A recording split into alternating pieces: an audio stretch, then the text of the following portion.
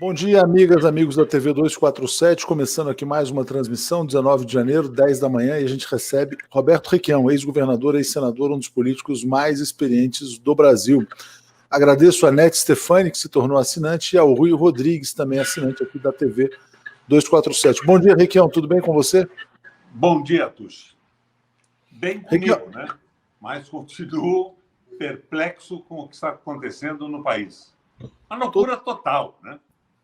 Despropósitos nas declarações do Pazuello, loucura e insanidade completa por parte do Bolsonaro e nós da oposição num relativo silêncio, sem estabelecermos a necessária unidade e a construção de um projeto para o país. Vamos falar bastante sobre isso, Requião. Antes, vou pedir aqui os likes, os compartilhamentos para a gente chegar ao maior número de pessoas assistindo. Requião, você foi ao Twitter essa semana e foi algumas vezes se manifestar em relação ao... Não pode botar um pouco mais de som? Opa, vou tentar falar mais perto do microfone aqui para você me ouvir. Você foi algumas vezes ao Twitter nessa semana para propor o impeachment do Bolsonaro, né? E você falou, não é ideológico, político nem partidário, é uma questão de saúde pública, de salvar vidas. Por que você está convencido da necessidade do impeachment? Atushi, eu sou um cético. E o que caracteriza o cético não é um desespero total com as coisas. O cético tem uma vontade danada de voltar a acreditar. O impeachment do Bolsonaro, para mim, é como a vacina que tem 97% de efetividade. Ela existe, ela é indicada, necessária, mas nós não temos câmaras de refrigeração que a mantenham a 80 graus abaixo de zero. Então, ela não é suficiente para nós. Eu acho que o impeachment vai construindo uma ideia de que esse governo tem que ser defenestrado de uma forma ou de outra. Mas com esse Congresso Nacional, é muito difícil que o impeachment ocorra. Então, eu vejo o discurso do impeachment como um instrumento de formação de opinião no Brasil. Não acredito que ele possa ocorrer, embora tenha uma vontade danada de que ocorresse efetivamente. Com esse Congresso, não. Agora, se a ideia do impeachment mobilizasse a população, o Congresso acabaria, bem ou mal, se enquadrando. Ou seja, o desafio, então, agora é mobilizar a população. A gente começa a perceber, Requião, cada vez mais pessoas do meio cultural, artístico, econômico se posicionando em favor do impeachment. Ontem foi uma atriz da Globo chamada Maria Flor, gravou um vídeo muito contundente.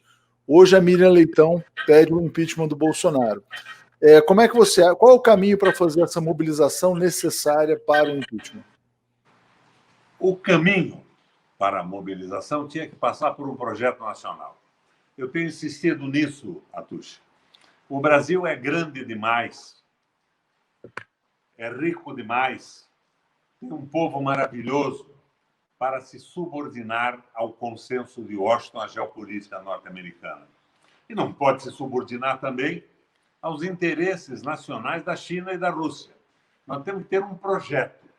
O Brasil tem que respeitar os países do mundo, mas tem que exigir ser respeitado. Um projeto que não peque pela temeridade de ser exagerado, não possa conquistar 80% da população no primeiro momento, mas que não seja sustentável ao longo do tempo. Mas um projeto que não seja covarde para propor uma frente ampla, que nada mais seria do que a homologação do domínio do capital financeiro no país e no mundo. Nós precisamos de um projeto nacional, um projeto que mobilize a população. E junto com a palavra do impeachment, nós estamos falando na substituição da política. O mundo inteiro está em crise. Essa história do capital financeiro dominando o planeta e dominando o país não vai se sustentar mais. Nós estamos entrando numa crise terrível. Eu prevejo, novamente, armazéns de alimentos assaltados pelo povo desesperado. Nós precisamos interromper esta loucura. não é mais possível que a gente fique na mão de Temer, de Bolsonaro, de Pazuello, nessa loucura toda. E ao contrário do que essa necessidade imperiosa que eu vejo candidaturas pessoais se colocando. E as candidaturas pessoais acabam procurando acordo com a mídia, acordo com os bancos, e não a proposta necessária. O projeto de retomada do desenvolvimento. Requião, você congelou um pouquinho. A velha CLT, Oi, então... ela tinha que ser modificada. Vamos admitir isso. Mas eles não modificaram seguindo as mudanças das relações de trabalho. Eles acabaram com os direitos. Isso é inadmissível. Restabelecimento da democracia, garantia da soberania e uma política clara de emprego. E nós temos exemplos históricos, Atushi. Olha o que fez o Delano Roosevelt no New Deal. Olha o que fez o Schacht na Alemanha, Horace Greeley e Alma Schacht, que trabalhou com De Bourgo, depois com o terrível período do Hitler. Mas temos exemplos de recuperação da economia que podem ser, com a devida redução sociológica, inspiradores de uma mudança no Brasil. Requião, aproveitando o gancho, você provavelmente viu o pacote do Joe Biden para os Estados Unidos, e é um pacote de natureza keynesiana também. Você já teve tempo de fazer uma análise sobre o pacote que o Biden propõe para relançar a economia dos Estados Unidos? Atushi, nós dois sabemos que o Biden esteve aqui pressionando a Dilma para entregar o petróleo. Nós dois sabemos que foi no governo do Biden e do Obama que a presidenta da República foi grampeada. As pressões foram feitas no Congresso para mudança de legislação em cima do folclore do terrorismo internacional no Brasil. O Biden defende os interesses do sistema liberal norte-americano. É claro que ele é melhor do que o maluco do Trump. Ele é mais civilizado, mas ele vai fundamentalmente defender os interesses americanos. Foi no governo dos democratas que os Estados Unidos invadiram 50 países para dominar o petróleo, para dominar as fontes energéticas, para tomar conta do mundo. E, mesmo assim, passaram a perder espaço na economia para a China. Embora a superioridade militar hoje é discutível, mas eu acho que ainda existe. Ou seja, você demonstra ceticismo em relação ao governo Biden pelo papel que ele desempenhou. Agora, Requião, como é que você acha nesse contexto que vai ser a relação Brasil-Estados Unidos? A relação tem que ser uma relação não submissa. Nós não, por isso o impeachment é necessário. Nós não podemos ter essa relação de subserviência que o Bolsonaro teve com o Trump. O Brasil tem que defender os seus interesses, mas tem que defender o projeto. E o projeto do liberalismo econômico, do Guedes, do Bolsonaro, com Trump ou sem Trump, é um projeto de submissão aos interesses geopolíticos dos Estados Unidos. É o projeto da economia globalizada, do domínio absoluto do capital financeiro. Eu lembro de um artigo de 97, se não me engano, em que o Mangabeira Unger, meu amigo Mangabeira Unger, propunha que o Brasil seguisse o caminho de Porto Rico, abrisse mão da moeda e se associasse aos Estados Unidos economicamente. Loucura total. Alguém diz, não, o Mangabeira escreveu aquele artigo na Folha por ironia. Ninguém faz ironia com uma coisa dessas de forma absoluta. Ok. Requião, vamos prosseguir. Quando você fala em impeachment, né, nessa necessidade, como é que você vê o fator militar? Ainda que seja difícil, mas supondo que pudesse haver um impeachment do Bolsonaro, haveria um governo Mourão. Como é que você vê o papel dos militares nesse governo? E se você acredita em alguma possibilidade de correção de rumos pelos militares no Brasil?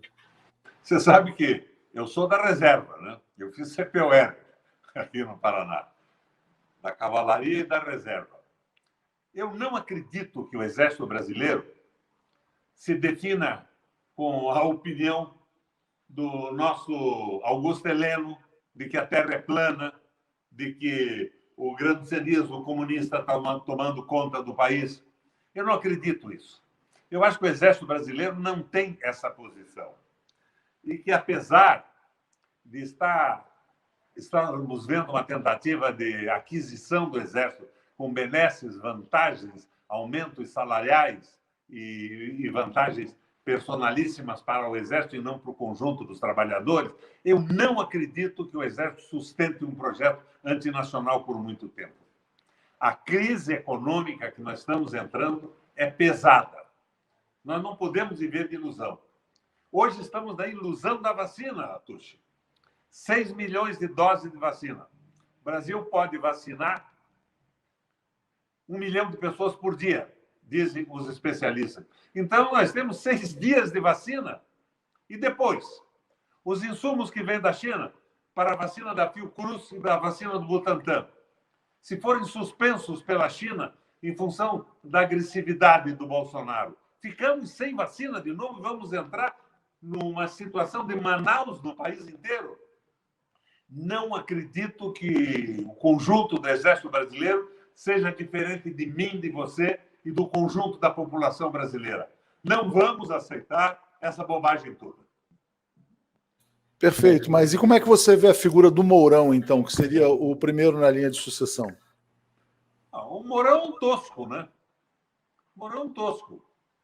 Eu acho que o Mourão não representa o conjunto do Exército Brasileiro. Eu lembro o Vilas Boas, na Globo, passando um pito nele. Não, ele é o gauchão e tal. Como que dissesse assim, não se incomode com o Mourão, ele é um bobão. E acabou a vice-presidente da República, sabe lá, porque é artes do demônio.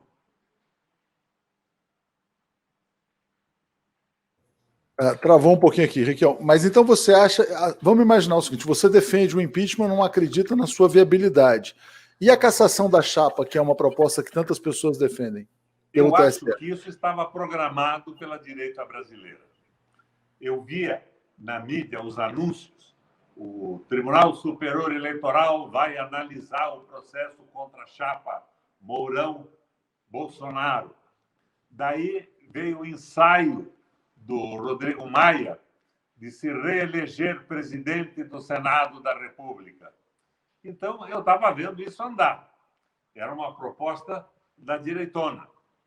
Reelegiam o Rodrigo Maia, o TSE caçava a chapa e o projeto liberal, esse erro liberal, isso não é só um crime contra o país, é um erro de concepção, é uma coisa completamente tola que não deu certo no planeta Terra. Dificulta a vida da Alemanha, dificulta a vida do mercado comum europeu todo, dificulta o governo da Espanha, e eles estão insistindo nisso. Eles queriam, em nome desse projeto liberal, se afastar da figura indesejada por todos do Bolsonaro, que o Bolsonaro é um grosseiro, é um tosco, é um doido, não diz coisa com coisa. Eu assisti a entrevista dele com a Datena outro dia. Meu Deus, ele está dissociando, ele não sabe mais o que está dizendo. Então, se preparava a direita brasileira, subordinada à globalização e ao domínio do capital financeiro, a dar um golpe, ao afastamento do Bolsonaro no Brasil, mas não do projeto. É evidente que a banca está sustentando o Bolsonaro. Embora eles tenham feito o milagre de baixar os juros da taxa de Selic, dessa forma diminuindo a dívida que não é auditada, mas os juros internos estão lá em cima. Os bancos estão liberados. Veja que te cobram num cartão de crédito um cheque especial. É um disparate absoluto. Nós estamos sem rumo, sem governo e sem projeto. E ficamos nessa discussão. O Ciro dizendo que o PT é filho de Satanás, os petistas dizendo que o Ciro é o próprio Satanás, mas projeto nacional elaborado eu não vejo concretamente ainda. É preciso que isto mude, que se sentem numa mesa e formulem um projeto no Brasil. E esse projeto deve ter um candidato só na próxima eleição. Um candidato apoiado por todas as forças. Um governo de transição para a soberania, para a democracia, para a geração de emprego, seguindo exemplos do mundo. O exemplo da Alemanha, da nova política alemã, o exemplo dos Estados Unidos, o exemplo do Japão no crescimento, e suportado nessa nova ideia de que se pode emitir moeda assim no Brasil e que essa proposta de paralisação é uma coisa alucinada, desnecessária, tem que ser evitada rapidamente. Mas eu não vejo as pessoas se somarem a isso. Nós estamos navegando sem rumo. Requião, mas a insatisfação do povo vai se consolidando. Vai se consolidando e você... De um golpe de direita que também não se vai sustentar por muito tempo. Ou, de repente, uma proposta mais à esquerda que também não se sustenta. Nós precisamos, à maneira do que desejava o velho guerreiro Ramos, um governo de transição para a soberania e para a democracia. Ato meio, ato eficiente, do ponto de vista aristotélico. Sem vaidades pessoais, sem egos inchados. O Brasil é que está em jogo. Não são aventuras pessoais e candidaturas.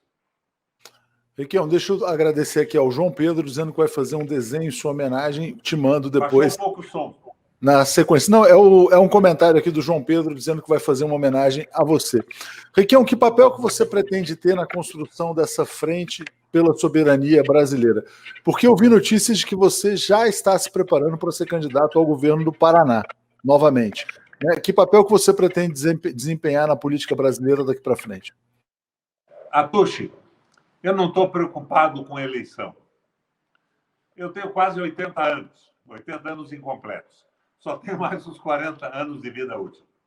Eu quero ver o nosso país, o nosso Brasil, se encaminhar novamente no rumo do seu processo civilizatório.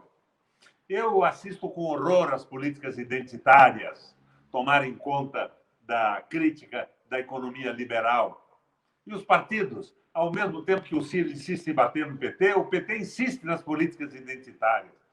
Claro que elas são importantes no processo civilizatório do mundo. Eu, pessoalmente, sou presidente de honra do grupo LGTBS no Paraná. O meu governo foi o governo que iniciou as cotas, que deu garantias aos grupos identitários, inclusive de se organizarem. Mas a questão fundamental hoje é uma questão que mobilize o conjunto do Brasil. Nós não podemos ficar agredindo fundamentos religiosos que ocupam a mente de grande parte da nossa população. Então, eu tenho dito o seguinte, eu fui prefeito de Curitiba, fui um bom prefeito, fui governador 3 vezes, fui senador 2 vezes.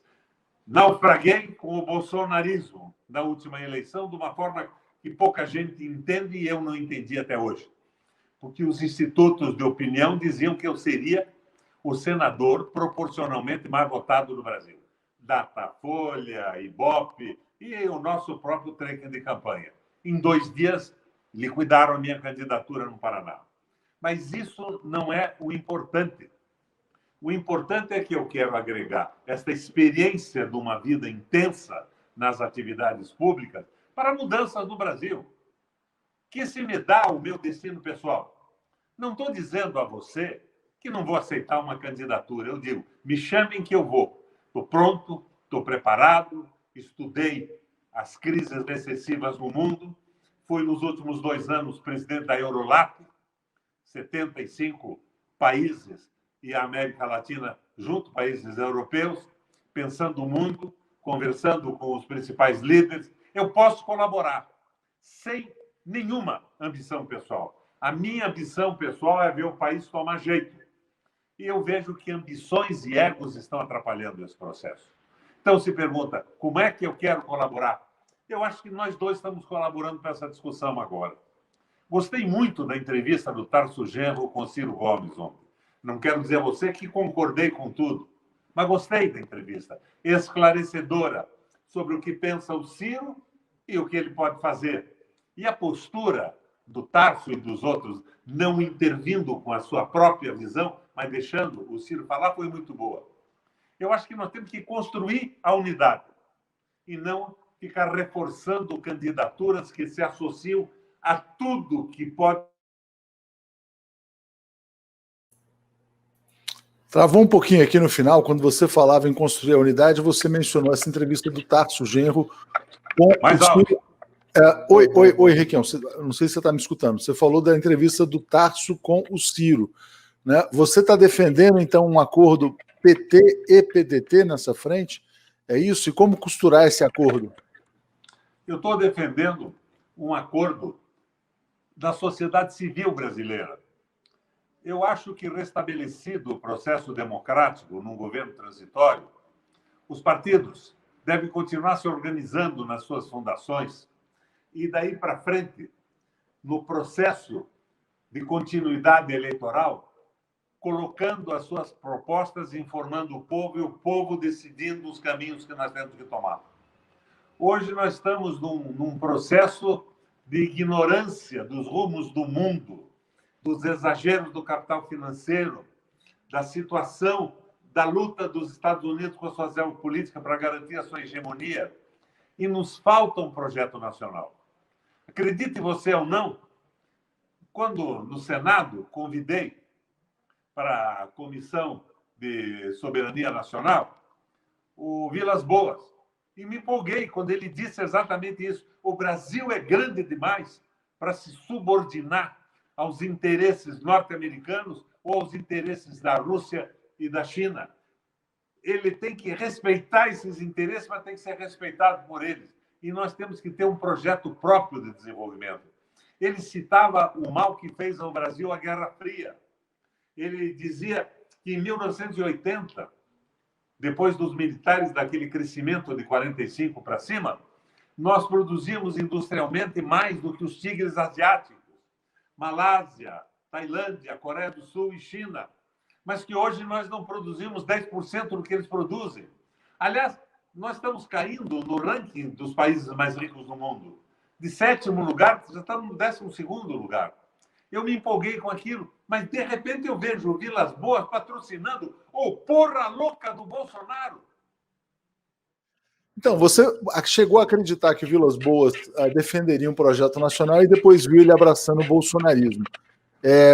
Queria, então, que você prosseguisse na sua reflexão dessa construção de uma frente ampla, né? Ou de uma frente de esquerda, ou de uma frente pela soberania.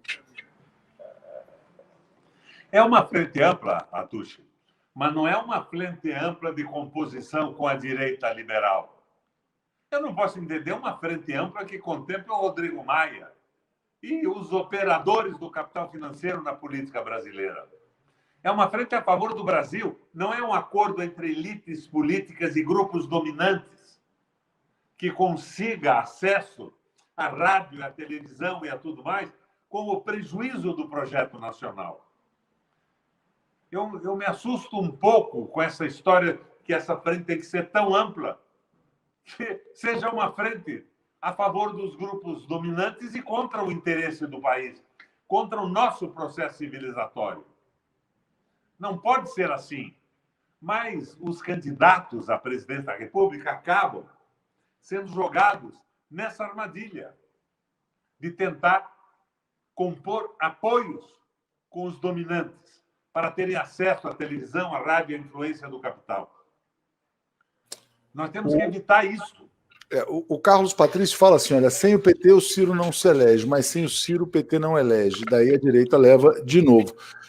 Por falar em direita, Requião, queria te perguntar como é que você viu essa primeira vacina feita pelo João Dória em São Paulo, como é que você avalia a disputa na direita entre Dória e Bolsonaro? É uma briga de bugio, né? Aqui no Paraná, nós chamamos um grupo de bugio de capela. E quando as capelas brigam entre elas, um joga o seu excremento nos outros. É uma briga ridícula. É uma coisa menor, pequena, a disputa pela vacina. Agora, a realidade da vacinação é outra. 6 milhões de doses dão para 6 dias no Brasil, se nós vacinarmos 1 milhão de brasileiros por dia. E depois? Onde estão os insumos? A tal vacina indiana, 2 milhões de doses. 2 milhões de doses por país não é nada. É rigorosamente nada. Seria suficiente para vacinar uma cidade média. Nós temos 430 milhões, 230 250 ou 240 milhões de habitantes. As crianças não serão vacinadas até 12 anos. Mas nós não temos vacina ainda, nós estamos numa euforia injustificada. Enquanto isso, o Dória joga merda no Bolsonaro e o Bolsonaro devolve com a própria merda a tirada no Dória. Não tem cabimento isso. É uma coisa ridícula. Muito bem, voltando aqui, acho que bloqueou mais uma vez, Requião. É que está parando e voltando. Vamos então fazer uma fala final, Requião, porque eu acho que você está com essa dificuldade aqui da conexão. Enfim, você defendeu o impeachment do Bolsonaro, você não viu força no Congresso para aprovar esse movimento, você fala que a cassação da chapa também era um projeto das elites brasileiras e fala da necessidade de se construir uma coesão pelo impeachment a partir de apoios populares em torno de um projeto nacional. Eu acho que esse é o eixo central da sua fala e é um momento de urgência nacional também, né? Então eu queria só te pedir para fazer um comentário final e depois a gente volta a falar em condições melhores de conexão, porque está entrando um ruído muito grande também por conta dessa conexão pelo celular. Diga lá, Requião. Da direita brasileira submetida à globalização e ao domínio do capital financeiro. E nas oposições nós não vemos unidade. Nós vemos egos e interesses se manifestando. É preciso que a gente abra os olhos e formule um projeto nacional. Obrigado, gente. Mas acho que a mensagem central já foi colocada aqui, muitas pessoas puderam acompanhá-lo. Na próxima a gente faz da casa do Requião, acho que vai funcionar melhor. Obrigado a vocês.